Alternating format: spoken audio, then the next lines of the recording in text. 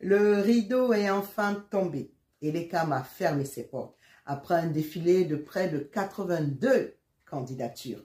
Des candidatures qui ont été jugées pour certaines insolites, des candidatures qui ont été jugées pour d'autres importantes et même des doubles candidatures.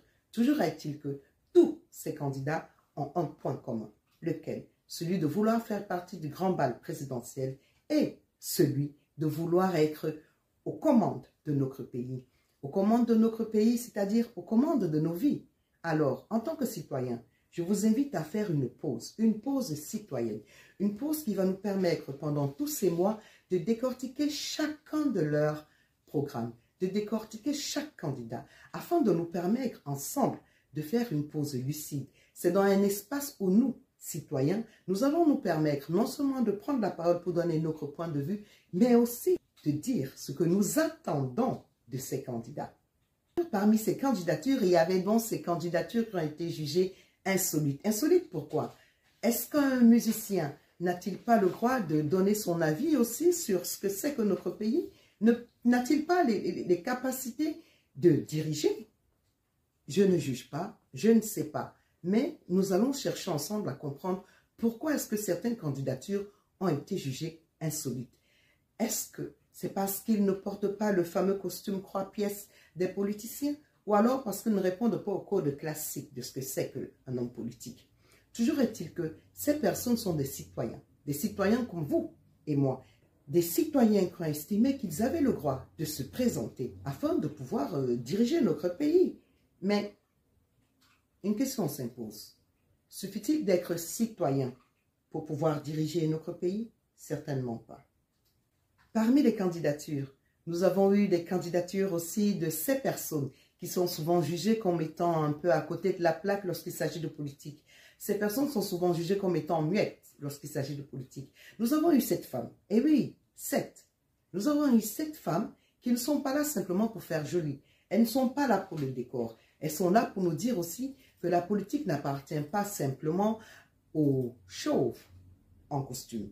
Mais elles sont là pour nous dire que nous, en tant que citoyennes, en tant que porteuses de vie, nous pouvons donc justement, avec ces vies que nous avons portées, apporter quelque chose de particulier à notre pays. Nous avons également vu défiler devant les portes de l'ECAM ceux qui sont jugés comme étant jeunes. Oui, jeunes candidats. Parmi les jeunes, évidemment, le très honorable Cabral Libye n'a pas échappé à notre attention. C'est un candidat qui mérite certainement de retenir l'attention, pas simplement parce qu'il a fait un parcours tout à fait particulier du bas vers le haut, mais aussi parce qu'il nous propose quelque chose qui attire notre attention. Nous aurons le temps de décortiquer ce programme pour savoir exactement ce qu'il en est. Nous avons également vu un autre jeune qui s'appelle Hassan Koumba. Il a 36 ans, il est avocat, il est docteur, il veut bousculer, il veut réformer. Et il a osé venir présenter sa candidature, ce qui est formidable. Et puis, nous avons eu celui que les filles appellent le chouchou, Hiram Iyodi, un jeune intellectuel qui assume son ambition politique sans honte ni frime.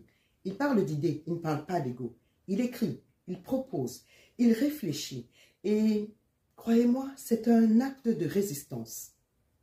Nous aurons le temps aussi de savoir ce que nous proposent les plus anciens. Nous avons effectivement ceux qui sont là depuis des lustres et qui ne veulent pas lâcher prise. Et pourquoi devraient-ils lâcher prise d'ailleurs? Enfin, la question se pose. Nous voulons changer de système ou nous voulons changer d'homme? Mais peut-on changer de système sans changer les hommes? Je ne sais pas. Quoi qu'il en soit, bientôt, le grand bal va commencer. Et ceux qui auront été validés par l'ECAM monteront sur la piste. Pas sur la piste de danse, mais sur la piste de la vérité, sur la piste de nos valeurs, sur la piste de nos destinées. Et là, nous sommes le jury et ce sera à nous de décider. Alors, décidons avec lucidité. Et cette pause citoyenne à laquelle je vous invite sera une pause pour décortiquer chacun de leurs programmes, pour décortiquer chacun des candidats, afin de nous permettre de choisir avec lucidité, de choisir avec sagesse. Il y a des critères évidemment que chacun de nous a, mais parmi les critères généraux que nous avons, il y a le programme du candidat à connaître pour ceux qui ont des programmes, parce qu'il y en a qui n'ont pas de programme, c'est assez louche. Mais tenons compte aussi peut-être du courage politique, de la vision nationale, du respect du citoyen, et puis surtout, ces candidatures sont-elles simplement des revanches personnelles ou alors y a-t-il également ce désir fort d'apporter quelque chose de propre, de bon et de constructif pour notre nation? Je suis la révérende Diana Mbenda Edimo et ce sera une grâce, un honneur. Et surtout, nous faisons partie de ces hommes qui font également le système. Et ça sera à nous de choisir. Je suis une citoyenne de ce continent, tout comme vous. Et à ce titre, nous avons le droit de nous exprimer. Nous avons le droit de nous questionner. Nous avons le droit d'espérer. Nous n'attendons pas un Messie. Non, nous n'attendons certainement pas un Messie. Ceux qui l'ont attendu l'attendent encore jusqu'à aujourd'hui. Ce que nous attendons, c'est un homme ou une femme qui soit capable de présider à la destinée de notre pays, donc également à notre destinée. En attendant les prochaines rencontres que nous allons certainement avoir, je vous prie de retenir cette chose qui est capitale. N'oublions pas une chose, le vent qui déracine le baobab n'empêche pas l'aigle de s'envoler. À très bientôt.